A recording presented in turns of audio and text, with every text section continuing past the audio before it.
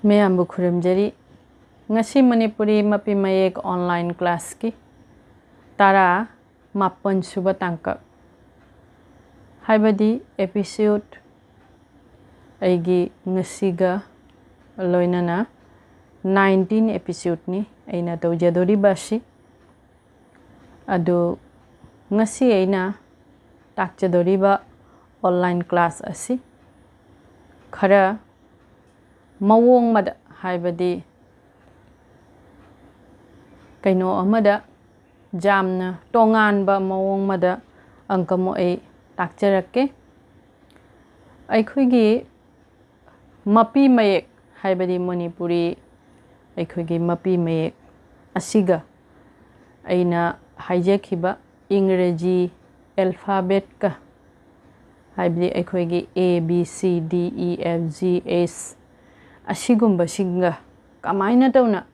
Aikoigi Mapi Mayeki Mayek Sing Siga Asiga Chanaba Habdi Kontok Chanaba Ashonda A Oiragana Shonda Koigi Mapi Mayeki Kari Oigani Aduga Aina Mayam Nasukhangbirangani Aikoigi Ingreji alphabet Ashe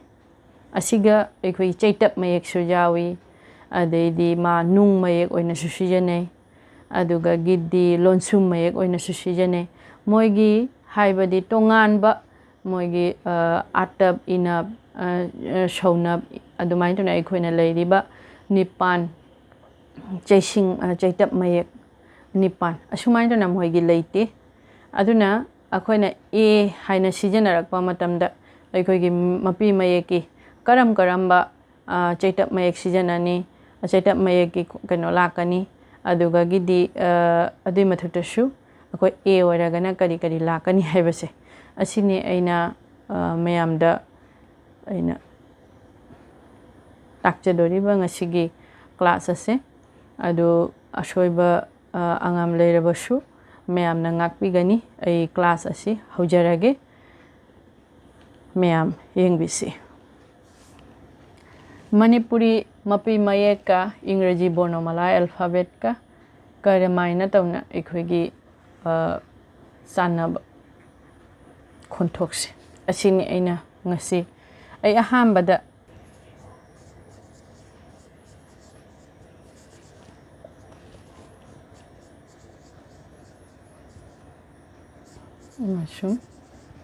Manipuri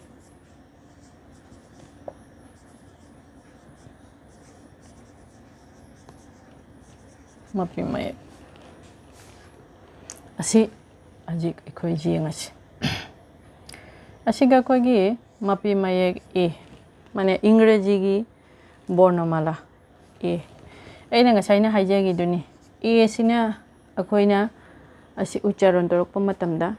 Asigi si E Haina Haide A Haina Shu Haibajawa Asiga Asisina Seasonary si A Haibadi Aikoigi Asisu Sijane Amar Hairakpa Matamdashu Asiga Atiya Susijane Adugi Makhadashu A Susijane Adugaidi Ngasaina Hajagi Baduni Chaitap Susijane Chaitap Haibadi Aikoigi Asigisi Atap Susijane E na Seasonary si Chaitap mayek susijane siga atap leire siga o leire siga a leire e na sijanari si akoigi mapi mayek ahumni sijane si a haina akoina chatpanina ucharonche asima leire asigi makhada b sidi akoina akoigidi asigi ba asigi sina asi akoigi atiya Asi atiyane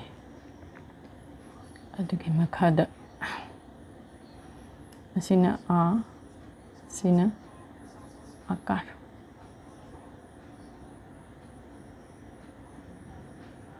a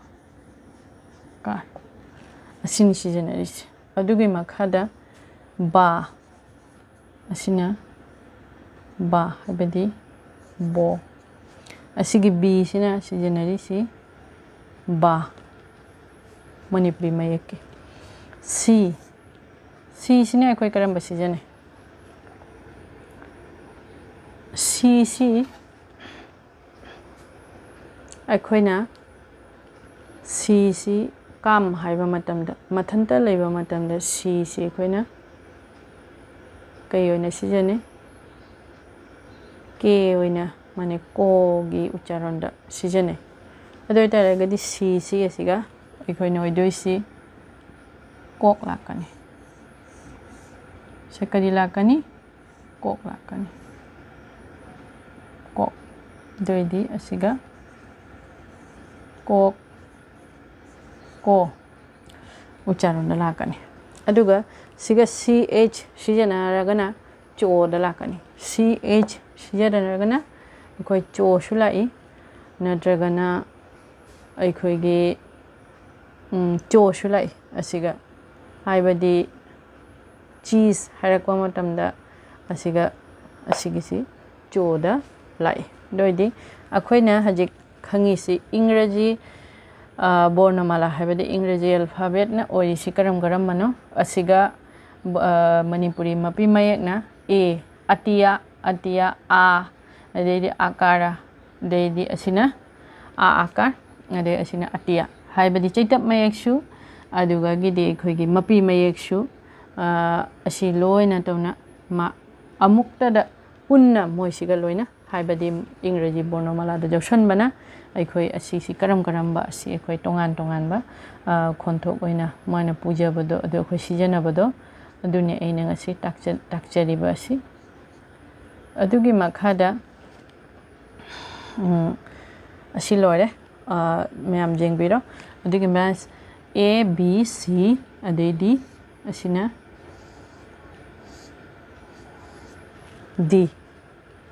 d sina akhoi gi karamba sijane D sina dil koi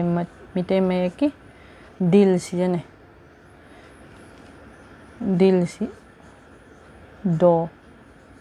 adedi do aniga sijane asini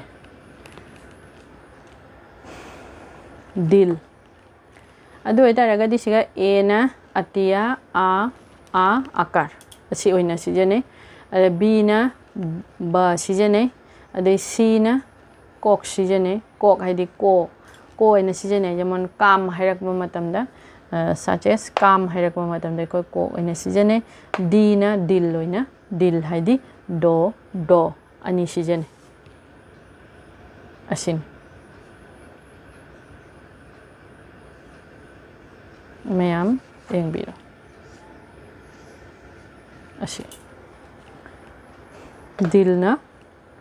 do sijane mayam engbiro ai dil ba chachare ai mathakisi muthachare age adugi makhada aina ijadori ba asi dil lore d lore adu makhada gi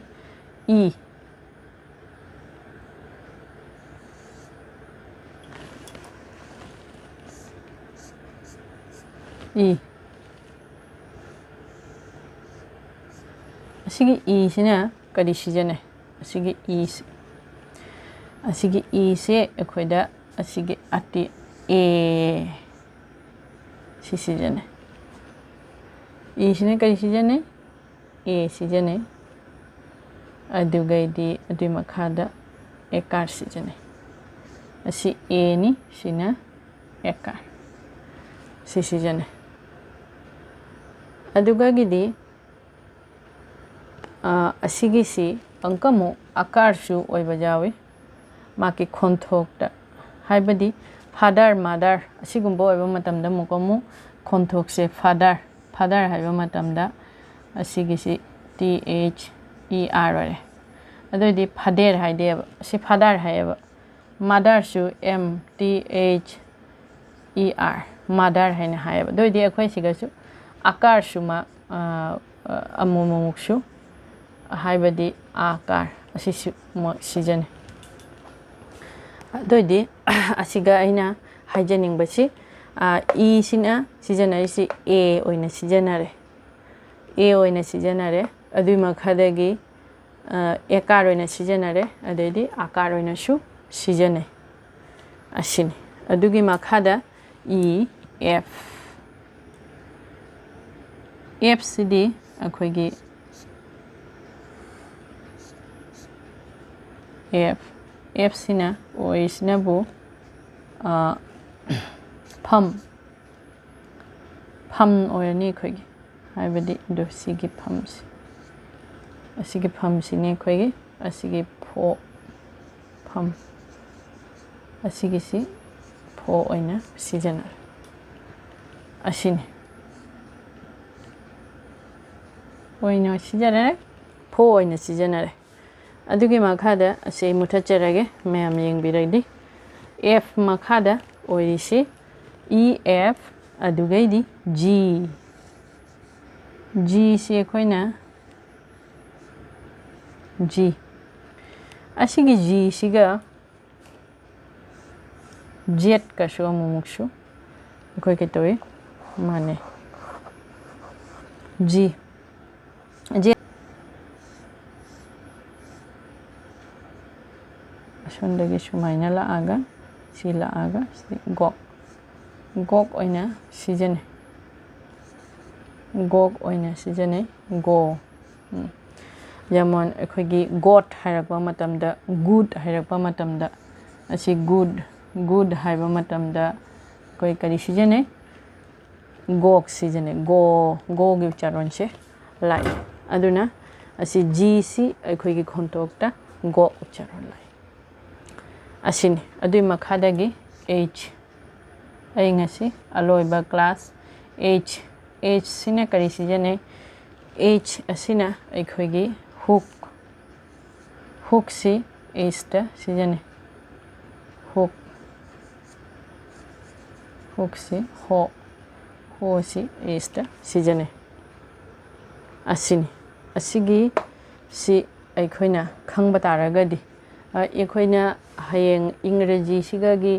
अइना मपि मयेक इनिंगबा तारगसु कमाइना तौना अइ मपि मयेकसे इगनि हाइबदो अदुगिदु लाइना तौना असिगिसे नमगनि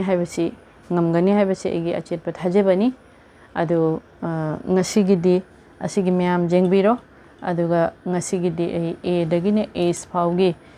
इंग्रजी बोर्णमाला असिगा चानाबा अखोइगी मणिपुरी मपि मयेकसे करम खोंथो करम मपि मयेकना अखोइगी ई से सिजनबा जाय ई सिगा करम कनो लाकनी अजुगुंबा F ता करिमाय लाकनी जी दा करमाय लाकनी हाइबदो मयामदा अइना ngasi उहनजरे असिगिसि अइना खंजबदा अखोइगी इंग्लिश मीडियम दा तम्मिबा हाइबदी स्टूडेंट मैमसु असिगिसि काननी हाइना खल्ली हाइबदी मपि मयेकसि तम्बा मतमदा इंग्लिश सिगा एडजस्ट ओइबा नमनबगिदमक्ता अइना असिगी क्लास असि लौजबनी अदुगा लोइना अइना क्लास खुदिंगी हाइजरिबदुनी इंगांगसिंग मोबाइल दगी जामना लापना थंबिउ तुममदाइदा मोबाइल येंगहनबिनु एंजाइटी वांगहनबिगनु अदुगा आंगांगसिंगबु सानहल्लु अदुगा लोइना इमा ओइबसिंगना फुंगा वारी अदुगा इदि मेतेगी पुवारिसिंग लिबिउ अदुगा सानबा अरिबा सानबा अदुगा मेतेगी मनामसिंग हाइबदी मयामसिंग मेतेगी कल्चरल प्रोग्राम सिंगदा पुबीबा अदुगुबा सिंगदु तौबिउ असि हाइरगा इंगांग सिंगदा थौगलोन व्यवहार तकबिउ असि हाइजरगा ngasiगी मपि मयेक ऑनलाइन क्लास की तारा मापनसुवा तांका मयामदगी ऐ बिदाय लौजरी मयामदगी अमुक खुरमजरी।